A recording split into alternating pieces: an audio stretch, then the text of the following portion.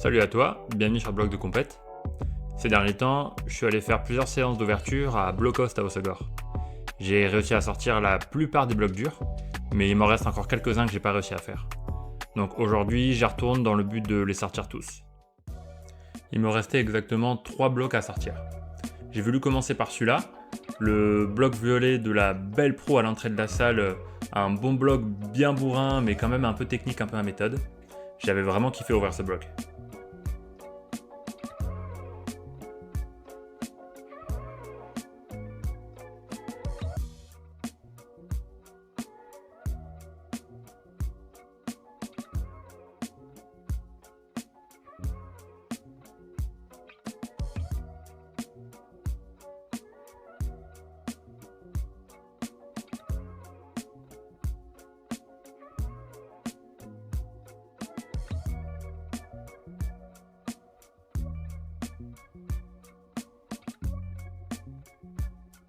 Alors celui-là, il est sorti au premier essai de la journée. Après, j'ai voulu essayer en no-foot. C'était mon idée de base quand j'ai ouvert le bloc. Je voulais un bloc qui soit pas trop extrême dans la cote avec les pieds et qui soit probablement réalisable sans. Donc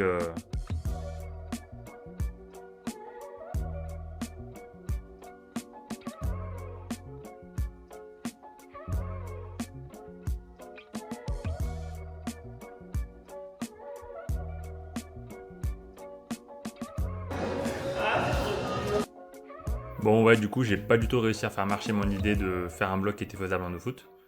Ou alors, je sais pas, le no-foot, c'est peut-être du 8A+, quoi, ou je sais pas quel code c'est, mais en tout cas trop dur. Du coup, j'ai vite laissé tomber et je suis passé à ce bloc, qui est vraiment sympa avec ce move aléatoire au milieu que j'avais pas encore réussi à faire. D'ailleurs, c'était le sub-bloc dont j'avais pas réussi à faire un des moves.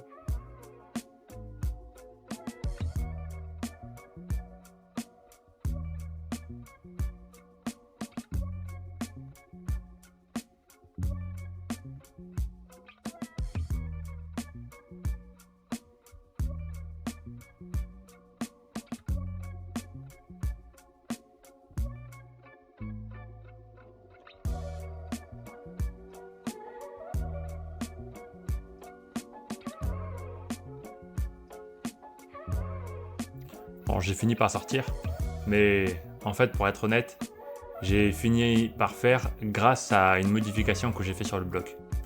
Est-ce que tu as remarqué ce que c'était? Tiens, je te mets les deux versions du bloc avant et après modification et dis-moi si tu vois une différence. Et ouais, maintenant que je fais de l'ouverture, quand j'arrive pas à faire un bloc, je bougerai les plis pour pouvoir le faire.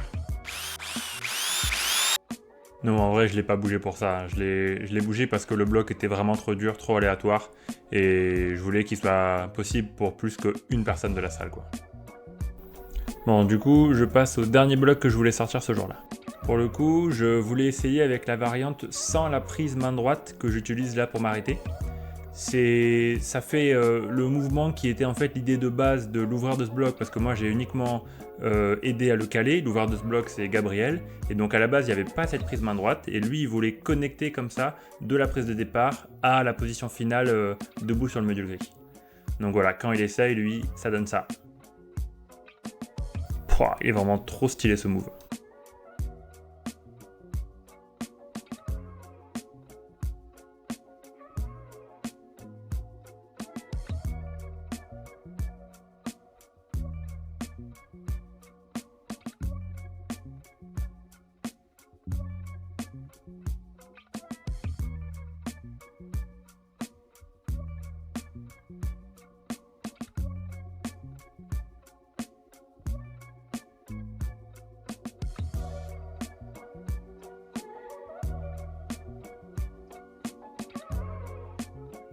Donc voilà, maintenant voyons voir ce que ça donne quand moi j'essaie le move.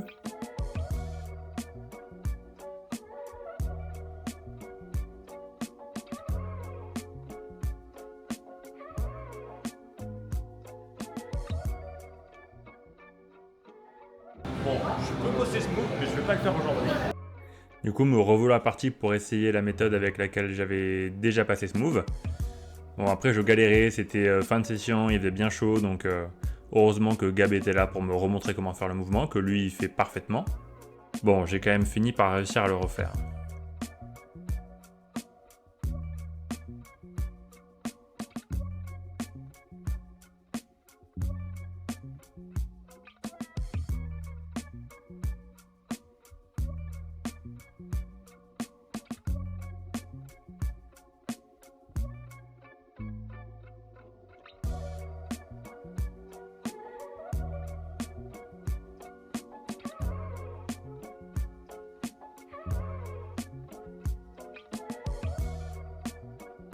Ouais, je pourrais trouver toutes les excuses du monde pour justifier que j'avais plus de jus, que j'allais pas faire aujourd'hui, donc malheureusement, j'ai pas pu atteindre mon objectif de réussir les 3 blocs qui me manquaient.